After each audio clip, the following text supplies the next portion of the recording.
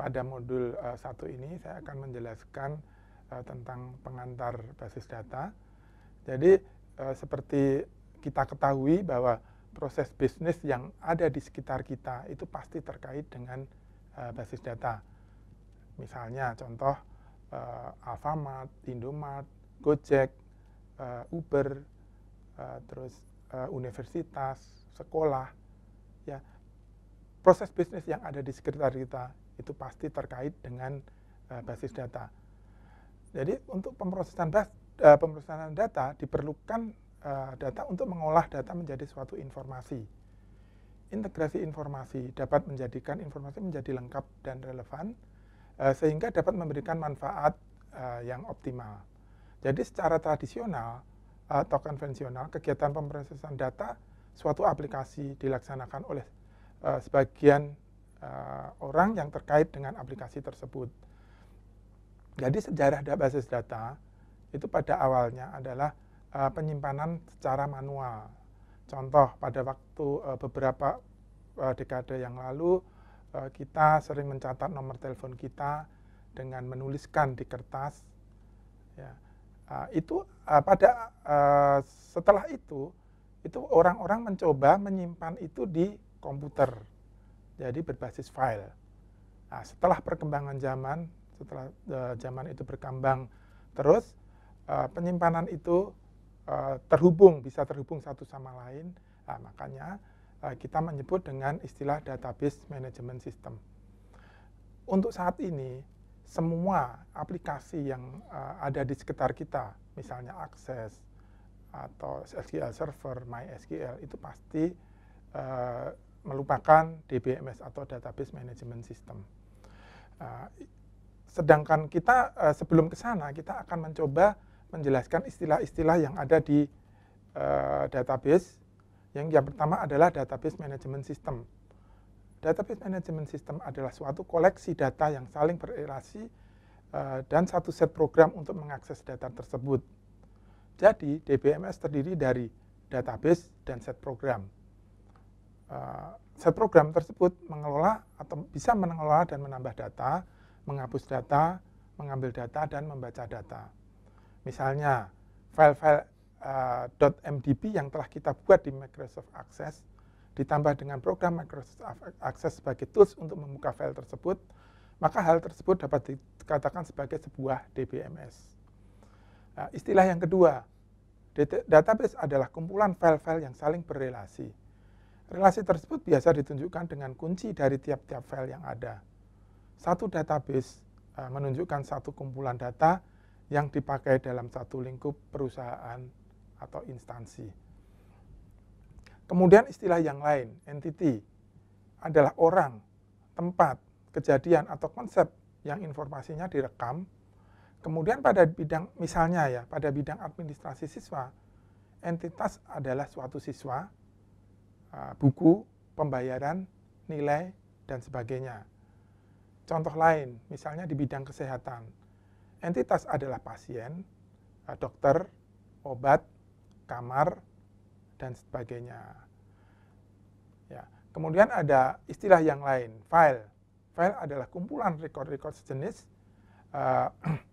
yang mempunyai panjang elemen yang sama, atribut yang sama, namun berbeda-beda data value-nya. Kemudian istilah berikutnya adalah tuple atau record, merupakan kumpulan elemen yang saling berkaitan yang menginformasikan tentang suatu entitas secara lengkap. Satu record mewakili satu data atau informasi, misalnya tentang nomor karyawan, nama karyawan, alamat, kota, tanggal masuk, dan sebagainya. Ada suatu atribut adalah nama lain untuk mewakili suatu entitas. Seorang siswa dapat dilihat dari atributnya, misalnya nama, nomor siswa, kemudian elemen, data field, dan seterusnya. Kemudian istilah yang lain ada yang terakhir ya di sini adalah data value. Adalah suatu data aktual atau informasi yang disimpan pada tiap data atau elemen. Atribut atau atribut. Atribut nama karyawan misalnya menunjukkan tempat di mana informasi nama karyawan disimpan, sedangkan data value-nya adalah nama karyawan tersebut, misalnya Sutrisno, Budiman, dan seterusnya. Ya. Terus kita akan menjelaskan tentang komponen dalam basis data. Komponen-komponen tersebut meliputi data, ya, yang pertama. Sebagaimana telah dijelaskan sebelumnya, data merupakan suatu basis data yang mempunyai karakteristik yang terintegrasi dan pemakaian yang bersama. Pada aplikasi yang relatif besar, data merupakan suatu sistem dengan merupakan banyak pengguna ataupun satu pengguna yang dapat mengakses basis data pada waktu yang diberikan dimanapun dan kapanpun. Kemudian komponen yang kedua adalah perangkat kelas. Terdiri atas peralatan utama berupa penyimpanan alat bantu dan peralatan input atau output, prosesor, memori utama, serta peralatan pendukung misalnya peralatan jaringan ataupun komunikasi yang lain. Komponen yang ketiga, perangkat lunak atau software. Ya, jadi perangkat lunak di sini merupakan lapisan antara basis data secara fisik dengan pemakai. Fungsi utama dari sistem manajemen basis data yang ada di dalam perangkat lunak adalah menjadi tameng bagi pengguna dari rincian perangkat keras, sehingga pengguna dengan pengetahuan minimum dapat mengetahui mengenai perangkat keras, sehingga mereka dapat menggunakan basis data itu dengan mudah. Kemudian komponen yang keempat adalah pengguna. Jadi pengguna ini merupakan ya pengguna sistemnya, pengguna aplikasinya, sehingga orang-orang di luar pengguna ini bisa menggunakan basis data ini dengan baik, dengan efisien, dengan efektif. Kemudian kita jelaskan berikutnya adalah keuntungan dan kerugian dalam menggunakan basis data. Keuntungan menggunakan basis data yang pertama adalah terkontrolnya kerangkapan data. Dalam basis data hanya mencantumkan satu kali field yang sama yang dapat dipakai oleh semua aplikasi yang memerlukannya. Kemudian keuntungan yang kedua, konsistensi data atau terpeliharanya keselarasan data.